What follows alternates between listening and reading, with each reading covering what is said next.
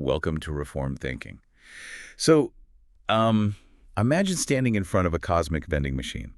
You walk up, you look at the available selections, you drop in your quarters. And, in this case, the quarters might be a quick prayer or a good deed. Then you press the button corresponding to what you want.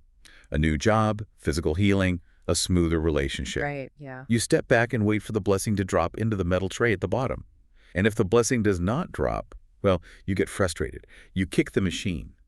You assume it is broken, or worse, you assume the machine is rigged against you. If we are completely honest with ourselves, that is how a massive portion of humanity treats the creator of the universe. Oh, absolutely. We attempt to shrink an infinite, incomprehensible being down into a manageable transactional mechanism, something that, fits neatly into our daily routines. We constantly look for ways to make the infinite feel safe. I mean, when you step into theology, the study of God, you are stepping out of the shallow end of a swimming pool and dropping straight into the Mariana Trench. The tools we use to categorize human behavior, or the metrics we use to measure physical objects, they completely disintegrate. We are looking at a being who defies our standard methods of measurement, and that lack of control terrifies the human ego. So we construct these mental vending machines, or we build little boxes to keep him contained. Well, we are going to tear down those boxes today. We have a massive mission for this session. We are doing a deep dive into the source material. Specifically, we are examining excerpts from Millard J. Erickson's Christian Theology, zeroing in on the greatness of God.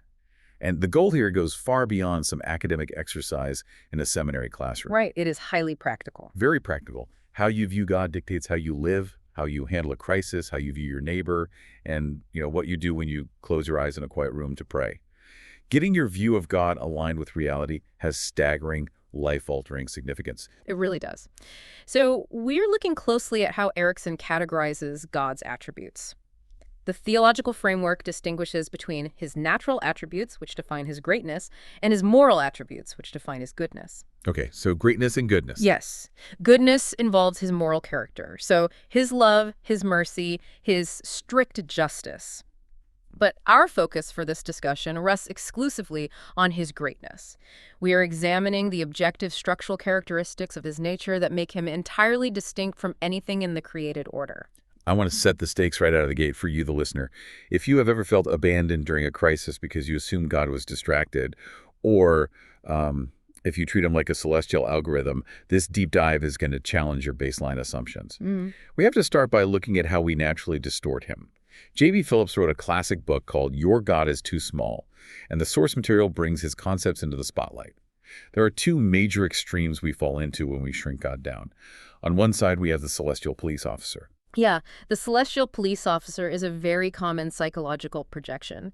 This is the idea that God is constantly peering over the balcony of heaven with a notepad, just waiting to catch you stepping out of line.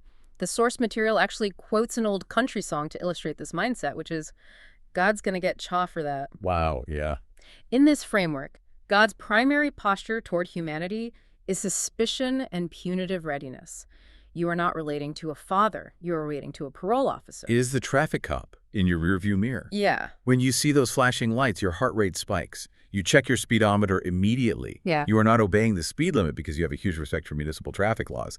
You are obeying because you are terrified of the financial penalty. Precisely. If God is just a cosmic cop, your entire religious life is built on avoiding punishment, not pursuing a relationship. But there is another extreme which feels much warmer but is equally toxic. The grandfather figure. The grandfather caricature is the opposite ditch. In this view, God is an indulgent, kindly old gentleman sitting in a rocking chair in the sky. His only goal is for you to be happy, comfortable, and having fun. He would never allow anything difficult into your life, and he certainly does not have strict moral standards that might interfere with your personal fulfillment. He is entirely permissive. It is the mall Santa Claus approach to theology. Yeah. You sit on his lap, you hand him your wish list, he pats you on the head, tells you how wonderful you are, and sends you on your way. That is a great analogy. Both the traffic cop and the mall Santa are predictable. They are safe. They require zero awe. The text also highlights how our culture embeds these distorted views in very subtle ways. Think about insurance contracts. They frequently use the phrase, acts of God. That phrasing is incredibly revealing. Yeah. In legal and insurance terms, acts of God never refers to a beautiful sunrise or a miraculous medical recovery. It always refers to catastrophic occurrences. Hurricanes leveling coastal towns, massive earthquakes, devastating floods. The cultural implication is that God is primarily a forceful, malevolent entity. It reinforces the subconscious idea that when something is destroying human life, that is when the divine is active. So we have these practical distortions running rampant. If you recognize the traffic cop or the Santa Claus in your own thinking, the natural instinct is to swing the pendulum hard in the other direction. Yeah. You run to the library, stack up 20 systematic theology textbooks, and start dissecting the divine nature to figure out the truth. But Erickson warns against overcorrecting into what he calls the autopsy approach. The autopsy approach is a highly sophisticated theological error. This happens when excessive intellectual analysis lays God out and classifies him in a fashion similar to a medical anatomy textbook. The student of theology begins dissecting the divine attributes so clinically that it becomes a purely speculative matter. Just a spreadsheet. Yeah, exactly. Building a perfect theological spreadsheet becomes the end goal. You end up dissecting God with such cold precision that you lose his personhood entirely. You treat him like a frog in a high school biology class. You know where the heart is, you can label the nervous system, but the thing is dead on the table. Yeah. You have the mechanics, but you have zero intimacy. That totally misses the mark. But if someone is terrified of falling into that hyper-intellectual autopsy trap, what is the alternative error they usually embrace? Well, the alternative is the oblong blur. J.B. Phillips coined that term, and it describes the attempt to so generalize the conception of God that any concrete definition is lost entirely. Some thinkers call it a belief in the great whatever. The great whatever. Yeah. In an attempt to avoid putting God in a theological box, a person leaps toward a hazy, undefined, mystical feeling. They actively refuse to assign any specific characteristics to him, claiming that defining him limits him. Which is an absolute disaster when real life hits you. If your theology is an oblong blur, you cannot trust it. You cannot pray to a blur. When you are sitting in a hospital waiting room at 2 in the morning waiting for a surgeon to give you news about someone you love, an oblong blur offers zero comfort. No comfort at all. You cannot lean your full body weight on a hazy feeling. To avoid the dead frog on the autopsy table and the useless oblong blur, we need concrete biblical definitions. We have to understand what an attribute actually is. Erickson provides a very precise definition here. Attributes are those qualities of God that constitute what he is. They are the very characteristics of his nature. We have to distinguish attributes from acts and roles. Okay, break that down. Creating the universe, parting the Red Sea, guiding human history, those are actions. Creator, sustainer, redeemer, those are roles. Attributes are the intrinsic, permanent, inseparable qualities of the entire Godhead. I want to pause and chew on that word permanent.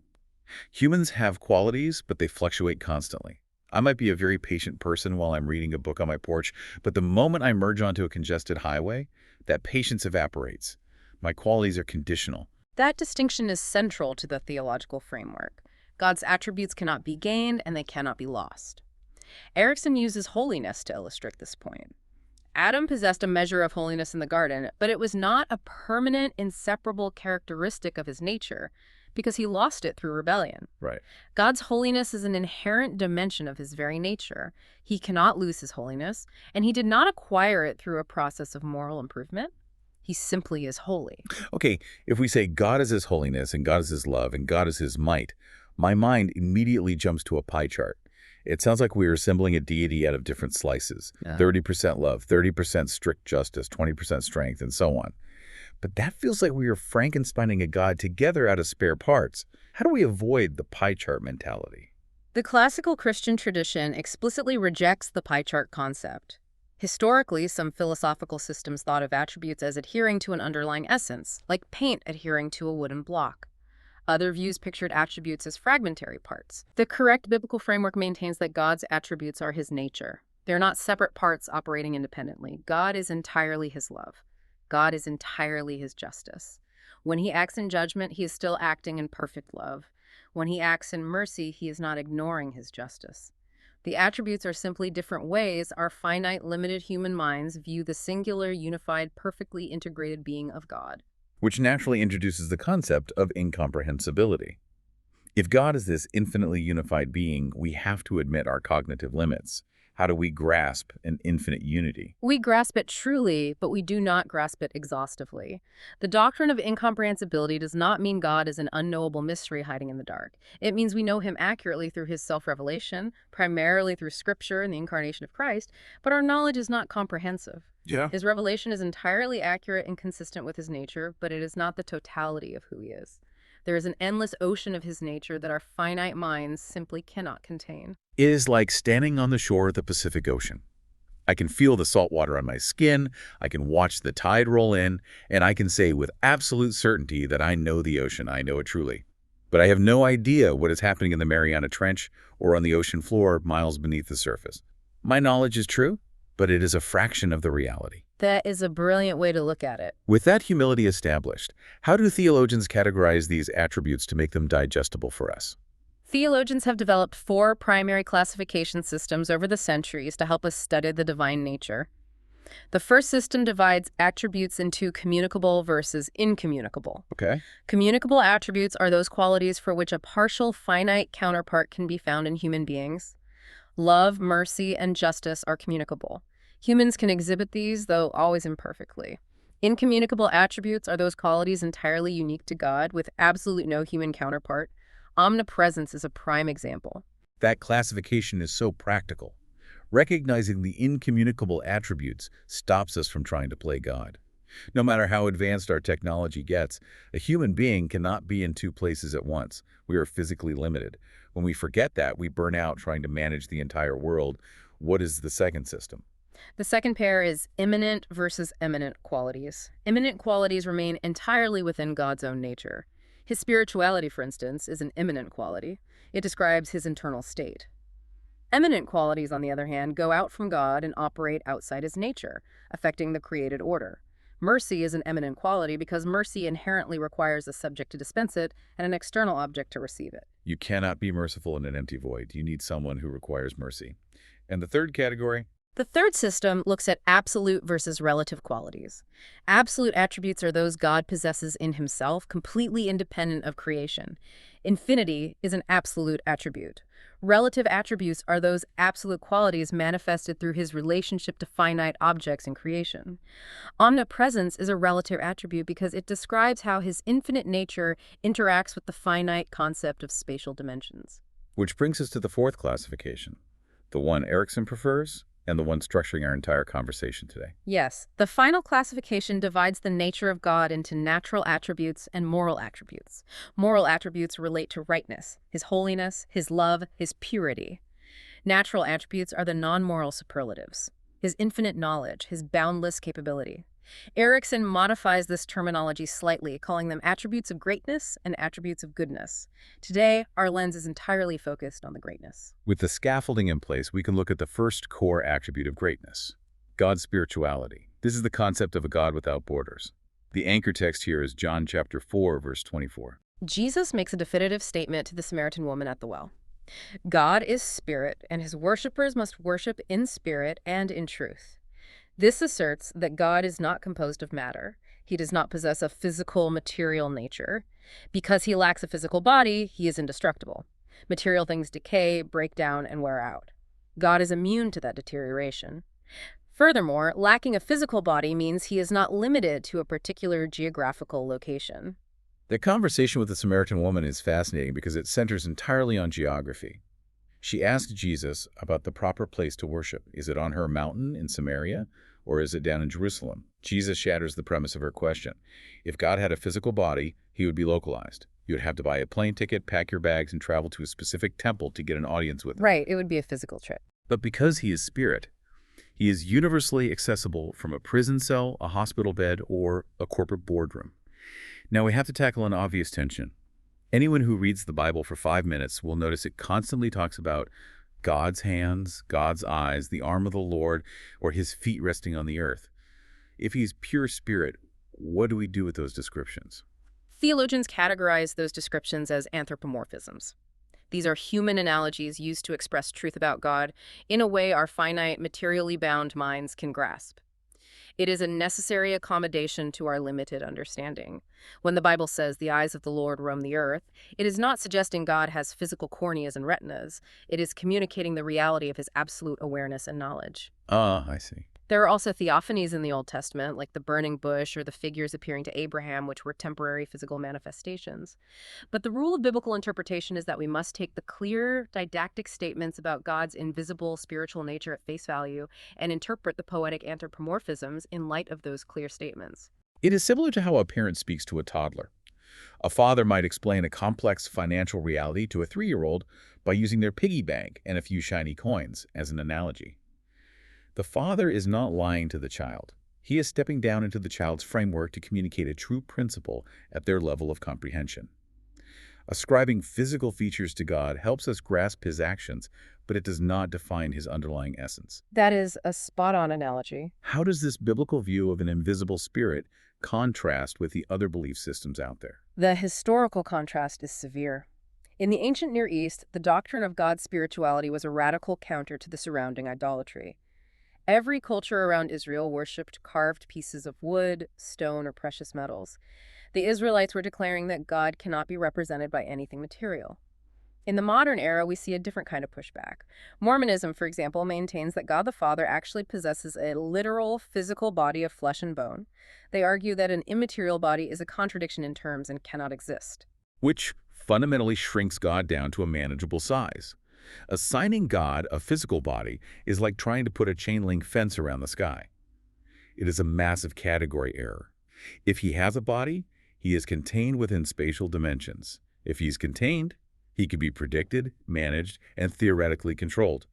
Think about the ancient world.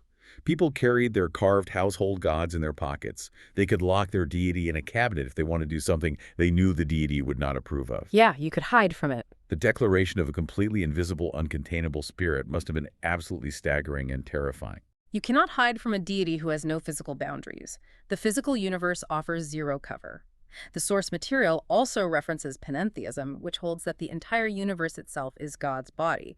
God is the soul, and the cosmos is his physical manifestation. Erickson notes there are even some fringe evangelical thinkers who have toyed with the idea of divine corporeality to maintain a hyper-literal reading of Scripture. But the Orthodox consensus firmly rejects all these views, maintaining that they cannot be reconciled with the overwhelming biblical witness of his immaterial spirituality. Okay, let us look at the logical progression here. If God is an invisible, immaterial spirit, a modern listener might naturally assume he is just an impersonal force. When we think of invisible things that affect us, we think of gravity, wind, or electromagnetic fields. Gravity is immaterial, and it is incredibly potent. It holds the planets in orbit and keeps our feet on the ground. But gravity does not care about you. Not at all. If you slip off the edge of a tall building, gravity is not going to suspend its rules out of compassion to catch you. It is a blind force. If God is just a spiritual force, we are completely alone in the universe. This brings us to the second attribute, personality. God is not a great whatever. He is the I am. The distinction between a spiritual force and a personal being is critical. Spirituality does not automatically imply personality. Throughout history, many philosophical systems have argued for a spiritual reality that is completely impersonal. George Hegel, the German philosopher, proposed the concept of the absolute. This was a great cosmic mind encompassing all of reality, where human beings are simply thoughts within that mind, but the absolute itself has no personal self-consciousness you can relate to. Paul Tillich, a prominent 20th century theologian, argued that God should not be considered a being at all, but rather being itself, the abstract ground of all existence. That philosophical approach feels incredibly cold. It reduces the creator of the universe to a mathematical equation or a basic principle of physics. You cannot have a relationship with a principle. It is intensely cold. We see a similar impersonal spiritualism in Eastern religions, such as certain schools of Hinduism, where ultimate reality is Brahma, the all-encompassing whole. In that framework, the goal of human existence is not to reach out and relate to a personal creator.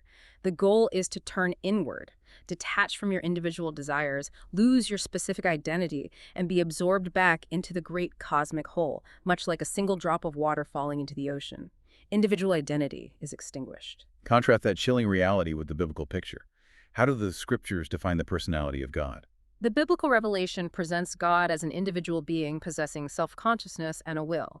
He is fully capable of feeling, making choices, and sustaining a reciprocal, dynamic relationship with other personal beings.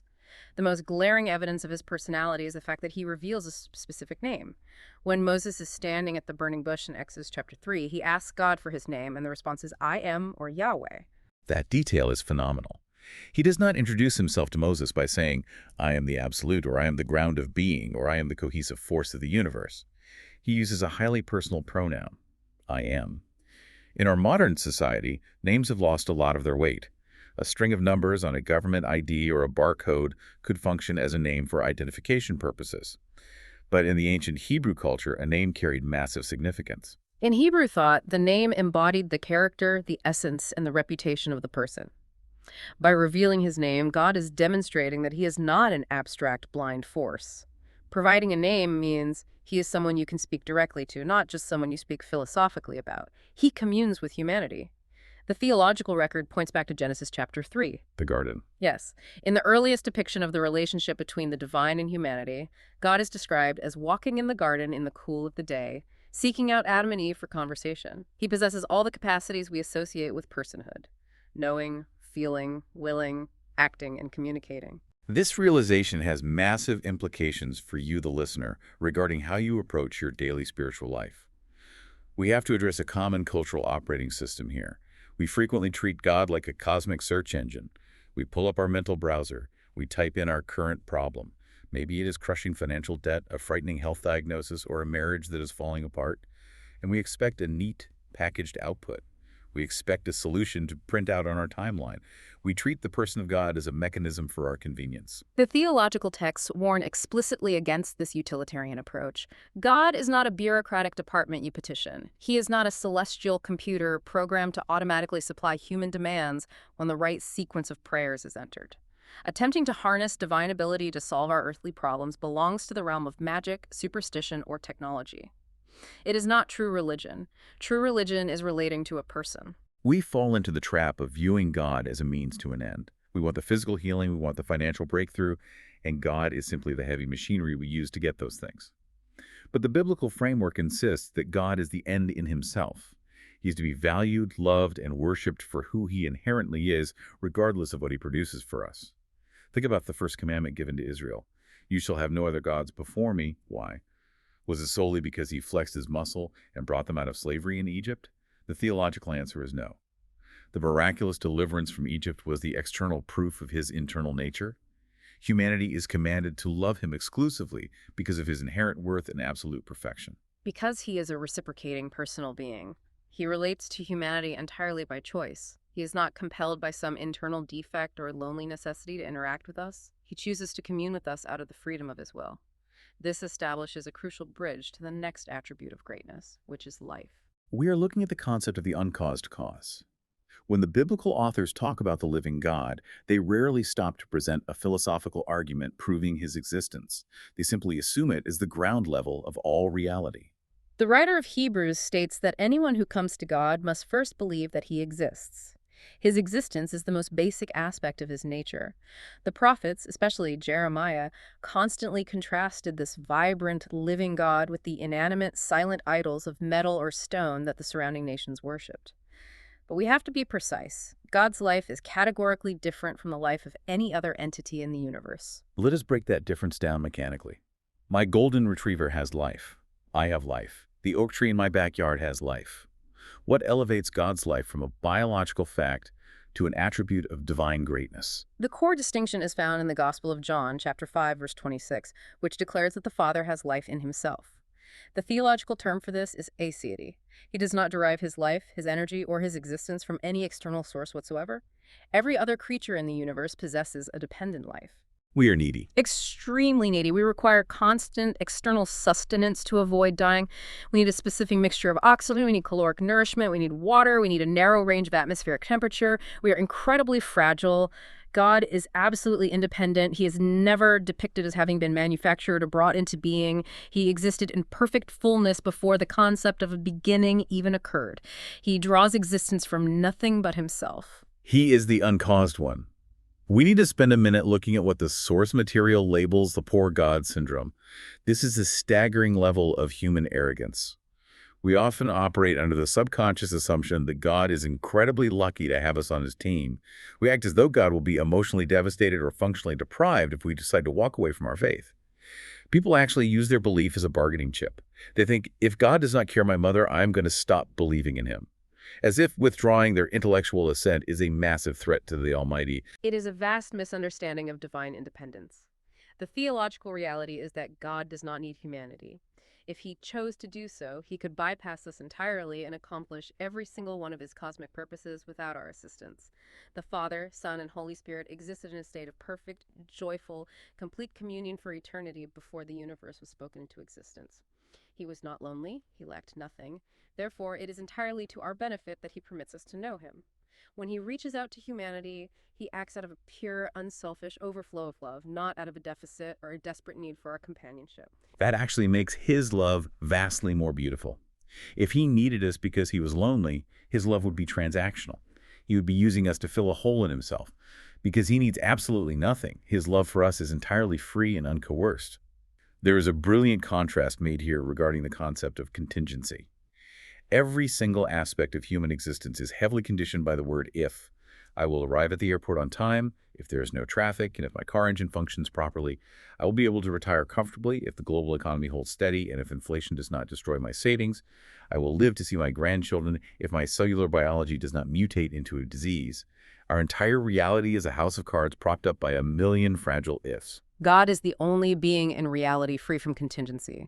There is never a scenario where you can say God will exist if, or God will accomplish his will if. There is absolutely no external condition, no environmental factor, and no competing force that dictates his existence or his success. He simply is. That is the bedrock of his independent life. A God who is entirely independent of the created universe, who relies on absolutely zero external factors, must logically be completely unconstrained by the physical and temporal limits of that creation. This moves our discussion into what is arguably the most mind-bending attribute of all: infinity. Infinity is the point where human cognitive categories truly shatter. We have no frame of reference for the infinite. The theological framework breaks down infinity into 4 distinct, observable areas: space, time, knowledge, and supreme might. Erickson points out that God is not just practically unlimited in his current state, he is fundamentally illimitable by nature. In human history, we frequently mislabel things as infinite. We used to think the resources of the oceans were infinite or that fossil fuels were an endless supply. We eventually hit the bottom of those reserves. God has no bottom. Let us examine the first area of infinity, which is space. Theology terms this omnipresence. When we use the word omnipresence, when we say God is everywhere, we have to clarify the mechanism. We do not mean he is like a giant invisible blanket stretched incredibly thin across the entire span of the cosmos, right? We are not saying part of God is in New York and another part is in Tokyo. That is a crucial clarification. God is not a physical substance that can be diluted or stretched out. The source material highlights that God is the author of space. He brought spatial dimensions into existence. Every finite physical object has a specific location, which means it occupies a defined volume of space. And by occupying that space, it is physically prevented from being somewhere else at the same time.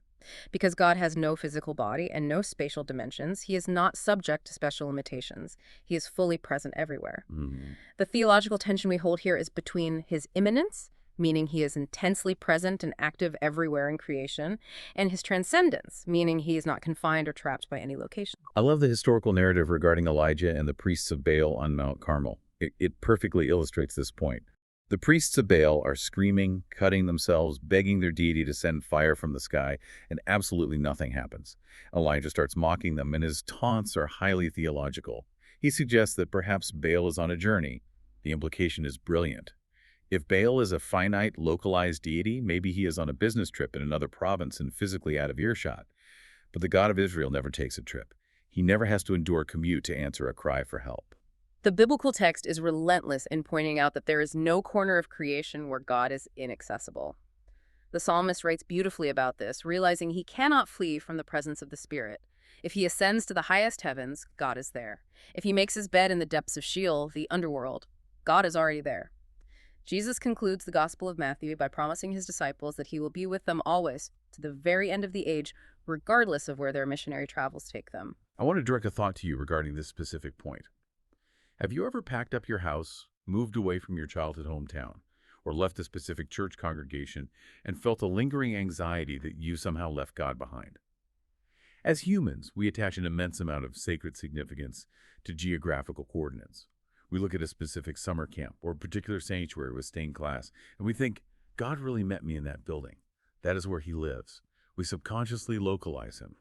The theology of omnipresence clarifies that this is entirely a psychological hurdle, not a spiritual reality. God is not bound to a zip code. You cannot outrun him, and you cannot leave him behind. He possesses full, unhindered access to the totality of creation at every single moment. Which naturally transitions our analysis to the second area of infinity, which is time. God is infinite in relation to time, a concept we call eternity. Just as he is not constrained by spatial dimensions, he is not bound by the succession of minutes and hours. Asking the question, how old is God, is a category error. It is an improper question. The math does not work. Infinity plus 100 years is still just infinity. He existed fully before the clock of the universe started ticking, and he will continue without end. Because he is timeless, he does not undergo growth, development, or aging. Human beings change drastically over time. The things that interested me, the knowledge I possessed, and the emotional maturity I had at 10 years old are completely different from who I am today. I am a product of time and experience. But God has always been exactly the fullness of what he is. Now, this raises a massive mechanical question. Does this mean God is frozen? Is he a static observer outside of time, completely detached from the reality of a Tuesday afternoon in 2026? Yeah. The theological texts address this specific debate. Is God entirely outside of time, looking down on history like a completed painting? Or is he extended endlessly within time, experiencing the flow with us? The biblical witness strikes a balance. It shows that God is acutely aware of the successive order of events. He knows the difference between what happened yesterday, what is happening right now, and what will occur tomorrow. He acts within human history in a sequential manner. However, the critical mechanism to grasp is that there is no temporal order to his willing. What does that actually mean in practice? No temporal order to his willing. It means the process of divine deliberation takes 0 seconds. Think about how a human makes a decision. We gather data, we weigh the pros and cons, we consult experts, and we slowly arrive at a conclusion over a period of time. When new information arrives, we change our minds. God does not operate this way. From the perspective of eternity, he has already perfectly determined his actions. Therefore, his actions in human history are never frantic reactions to unforeseen developments. He never gets ambushed by the news. He has absolutely no need for backup plans or contingency strategies. He does not look at the global economic collapse or its sudden medical diagnosis and think, wow, I did not see that coming. I need to pivot my strategy immediately. Which leads perfectly into the third aspect of infinity, knowledge. We call this omniscience. His understanding is immeasurable. The writer of Proverbs states that the eyes of the Lord are in every place, keeping watch on the evil and the good. Jesus magnifies this concept by stating that God knows the exact moment a single, seemingly insignificant sparrow falls to the ground, and that the very hairs on our heads are numbered. Humanity is completely transparent before him. He knows every single fact of reality, including complex scientific laws and quantum mechanics that human physicists have not yet discovered, because he engineered them into the fabric of creation. And critically, he knows every genuine possibility and potential outcome. There is a fascinating point raised in the source material regarding foreknowledge. In the book of Isaiah, chapter 44, God actively uses his ability to accurately know and declare the future as the definitive characteristic that separates him from the fraudulent idols of Babylon. He basically says, did I not proclaim this and foretell it long ago? Let the idols tell us what will happen next. The ultimate test of a true prophet in Israel was absolute, flawless accuracy regarding future events, because only Yahweh possesses true foreknowledge. But a massive database of facts is not enough. Having information without the wisdom to apply it is useless. The theological framework directly connects his infinite knowledge to his infinite wisdom. Wisdom is the correct application of knowledge. It means God consistently acts in light of all the available facts to achieve the highest correct values. Human beings frequently act unwisely because we simply lack the necessary data. You might choose to drive down a highway that looks perfectly clear on your GPS, completely unaware that a brig has watched out 10 miles ahead. We suffer constantly from a limited ground-level perspective. I love the analogy the text uses to explain this lack of perspective. You place a nickel and a dime on a table in front of a very young child and tell them they can choose one.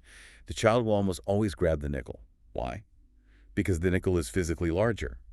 The child lacks the overarching economic perspective to understand inherent value. They make a choice based entirely on an optical illusion. Human beings do this constantly with our life choices, our relationships, and our careers. We want the shiny, immediate nickel. We really do. But God has access to the entire economic system of reality. He sees the whole picture from beginning to end. He never makes a choice or a ruling based on incomplete data. When you pray for the nickel, and he says no, it is because he sees the dime, the quarter, and the entire scope of eternity that you cannot perceive. That doctrine provides a staggering level of pastoral comfort. A believer can pray with absolute confidence, knowing that God will not grant a request that is fundamentally harmful to their highest good, even if that request looks incredibly appealing in the moment. This leads us to the final aspect of infinity, limitless ability, traditionally termed omnipotence. He is El Shaddai, God Almighty. We see this attribute displayed all over the biblical narrative. Think of Sarah, laughing in her tent at the absurd promise that she would give birth to a child at 90 years old. The Lord responds with a rhetorical question. Is anything too hard for the Lord? He exercises absolute control over the forces of nature, he calms storms with a word, and he determines the specific epochs and geographical borders where nations will rise and fall. But the theological texts make an interesting point here. Creating a physical universe ex nihilo, out of nothing, is not the only or even the primary measure of his supreme capability. Changing the trajectory of human personality, rewriting a rebellious human heart, is depicted as requiring immense, miraculous divine action. Heavy industrial machinery can lift a boulder, but it takes supreme divine might to make a selfish person truly love their enemy. Because he possesses this supreme might, his ultimate will is never frustrated or permanently derailed. The theological analysis points out that for any entity to successfully complete an ethical action, 3 elements must be present. First, you must have the knowledge of what should be done. Second, you must possess the internal will or desire to actually do it. Third, you must have the external ability to accomplish it. Human beings fail at all 3 of these points constantly. We do not know what to do, or we know what to do but lack the willpower, or we have the willpower but lack the resources. God never fails because he is infinitely wise, infinitely good, and infinitely capable. But there is a massive, highly debated qualification here that we have to clarify. Yeah. Every college freshman who takes a Philosophy 101 class will inevitably bring up the famous paradox designed to trap the concept of omnipotence. The skeptic asks, can God make a stone so heavy that he cannot lift it? It is framed as a logical checkmate. If he cannot manufacture the stone, he lacks ability and is not omnipotent. If he makes the stone but cannot lift it, he lacks ability and is not omnipotent. How does classical theology dismantle this trap? Classical theology dismisses the paradox entirely as an improperly formulated question. It is a logical absurdity masquerading as a brilliant thought. The question is essentially asking if God is capable of contradicting himself or frustrating his own nature. Omnipotence does not mean the ability to do the logically absurd. God cannot create a square circle. He cannot make a married bachelor. He cannot alter the historical facts of the past. He cannot act in a way that is contrary to his own perfect nature. This is one of the most brilliant insights from the study of attributes. God's inabilities are actually his greatest strengths. The fact that the Bible plainly states God cannot lie, or he cannot be tempted by evil, or he cannot fail to keep a covenant promise, is not a limitation of his capability. It is the definitive proof of his absolute perfection. For a human, the ability to fail or lie is a weakness. For God, the utter inability to fail is the pinnacle of supreme strength. Within this arena of boundless capability, God operates in total freedom. He is never under compulsion by external political forces, environmental pressures, or the demands of humanity.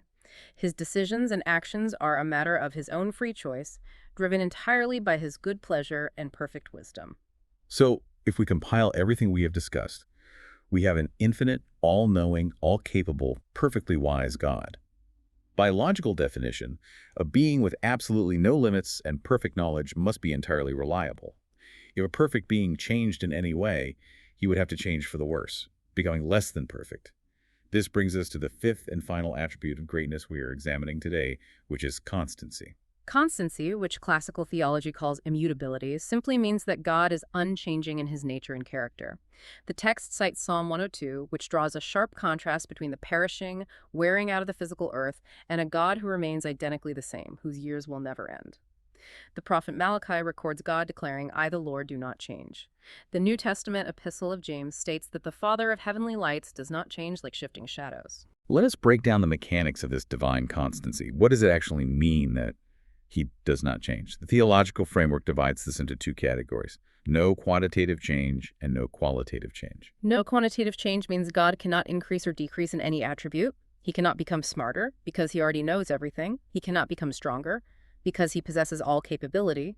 Conversely, he cannot decrease.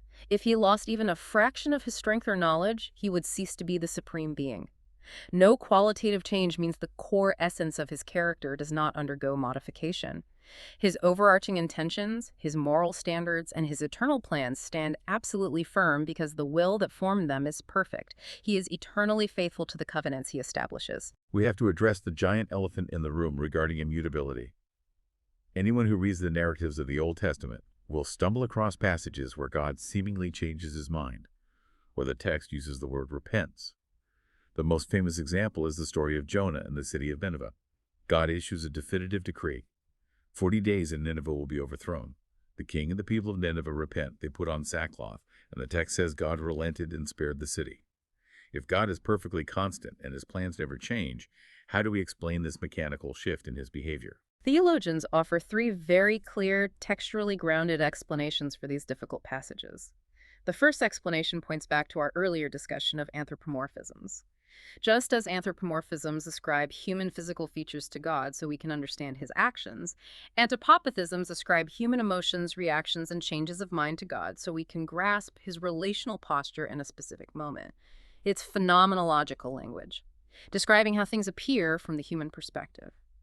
Second, what appears to us as a sudden change of mind may actually be the unveiling of a new, pre-planned stage in his overarching eternal design. The inclusion of the Gentile nations into the covenant community looked like a massive pivot to the first-century Jewish mind, but Paul argues in Ephesians that it was part of the plan from before the creation of the world. The third explanation is the one that really makes it click for me. It involves a shift in relationship. The third explanation is that the humans involved radically shifted their relationship to God, moving out of the sphere of his disfavor while his absolute moral standards remained completely stationary. Consider a practical analogy. If you are standing outside in a freezing, driving rainstorm, you are cold and miserable. If you turn around and walk into a heated building, you are suddenly warm and protected. The building did not change its geographical location, and the heating system did not alter its nature. You changed your position relative to the building. When the city of Nineveh repented, it was the human population that moved. They walked out of the sphere of God's active judgment and stepped into the sphere of his active mercy. God's standard, judging rebellion and showing mercy to the brokenhearted, remained absolutely constant. He did not change. Nineveh changed. That is incredibly helpful for reading the biblical narratives. Now, the theological tradition makes a strong point to distinguish biblical constancy from the ancient Greek philosophical idea of immobility. God is not a static, frozen statue carved out of marble. He is incredibly dynamic, active, and passionately engaged with human history, but he is dynamically stable. You can depend on him. However, in modern times, there has been massive academic and cultural pushback against this classical idea of an unchanging God. The source material spends significant time highlighting two modern movements: process theology and open theism. We have to understand the historical context that birthed these movements. In the 20th century, humanity experienced unprecedented trauma. 2 world wars, the horrors of the Holocaust, the detonation of atomic weapons. Many theologians looked at the classical Orthodox view of a sovereign, unchanging God and felt it was too detached, too stoic to address the suffering of the modern world. They wanted a God who hurt with them, who suffered alongside them, and who was actively learning how to survive the chaos of the universe. This desire gave rise to process theology. Process theology argues that reality is basically processive and interrelated. It leans heavily on the philosophy of Charles Hartshorne and Alfred North Whitehead. They introduce the concept of dipolar theism. They claim God has 2 poles: an abstract, eternal essence that does not change, but also a concrete actuality that constantly responds to, processes, and is affected by the physical world. It sounds highly appealing on the surface. It makes God sound incredibly relatable, like a co-pilot trying to fly through the turbulence of life with us. But what happens when you pop the hood and look at the mechanics of process theology? What is Erickson's critique? Erickson argues that process theology fatally compromises the absoluteness and sovereignty of God. If God is constantly dependent on the unfolding processes of the world, his omniscience is completely shattered. In process theology, God only knows what has happened up to this exact millisecond. With every new decision made by 8 billion human beings, brand new information enters the universe, and God's mind has to frantically process, update, and recalculate his strategy. Consequently, divine sovereignty is no longer absolute. God is no longer the author of history guiding it to a guaranteed conclusion. He is just a participant hoping things work out for the best. He becomes a cosmic reaction engine. The text also brings up a related theological cousin called open theism, sometimes known as free will theism. The primary goal of open theism is to protect the libertarian free will of human beings at all costs. They claim that if God possesses exhaustive foreknowledge of our future free choices, those choices are locked in, certain, and therefore not truly free. To solve this perceived philosophical problem, they strip God of his foreknowledge regarding any future free decisions made by humans. They declare the future is open, even to God. Erickson meticulously details the massive theological craters that open theism creates. If God does not know the future choices of human beings, or if he cannot guarantee human actions, there is absolutely zero certainty that his final will for the universe shall be realized. Furthermore, open theism completely destroys the validity of biblical prophecy. The scriptures contain highly detailed prophecies involving the specific free actions of kings, empires, and individuals centuries before they occurred. If God does not know the future, those prophecies are reduced to incredibly lucky guesses or divine gambling. And that is the pastoral crux of the issue. A God who guesses the future. A God who is waiting to see what the global stock market does, or what a hostile dictator decides tomorrow morning before he can formulate his plan to protect you, is not a God who can anchor a human soul in a chaotic world. If he is guessing, if he is frantically recalculating his spreadsheet every time humanity does something unexpected, we are all in severe danger. That is the devastating pastoral consequence of these modern theological experiments. Erickson concludes his analysis by affirming that while classical orthodoxy may have occasionally leaned too heavily into Greek philosophical categories, making God seem somewhat detached, the biblical witness is unyielding. The biblical view presents a God who is fully active, intimately involved, and highly compassionate, yet fiercely retains his absolute, uncompromised sovereignty, his infinite knowledge, and his unchanging dependability. We've covered a staggering amount of ground in this session. We started by rejecting the cultural caricatures that shrink God down, the terrified reaction to the celestial police officer, and the childish reliance on the grandfather. We examined the necessity of avoiding the cold autopsy table and the useless oblong blur. We saw that God is an invisible, boundless spirit, incapable of being localized or controlled. We established that he is intensely personal, possessing a name and a desire for communion, not just a blind cosmic force. We looked at his absolute self-sufficiency, drawing life from nothing but himself, entirely free from the fragile contingency of human existence. We discussed his infinity across space, time, knowledge, and capability. And we anchored all of this in his perfect constancy, a stable, unchanging rock against the frantic, shifting shadows of human history and modern theological fads. Internalizing these attributes is not an academic exercise designed to help you pass a theology exam. It basically alters the architecture of your daily reality. When you truly grasp his infinity and his constancy, it means you never have to panic about an uncertain future. The God you bring your anxieties, your fears, and your hopes to has no need for backup plans. He never operates on incomplete information, he is never caught off guard by your failures, and he is never overwhelmed by the chaos of the world. I want to leave you, the listener, with a final thought to chew on as you go about your day, building on the framework we established. We affirmed that God is the uncaused cause. He is completely gloriously independent. He does not need your prayers to survive. His existence, his strength, and his joy were entirely full and perfect before the creation of the world. Yet this infinite, omnipresent, all-knowing being loves you so fiercely that he chooses to listen to your voice with infinite attention, as if you were the only creature in the entire universe. If the God who needs absolutely nothing desires to hear your voice, how should that alter the sheer, staggering reverence you bring into a quiet room the next time you close your eyes to speak to him? Thank you for joining us for this deep dive into the source material. We will see you next time on Reformed Thinking.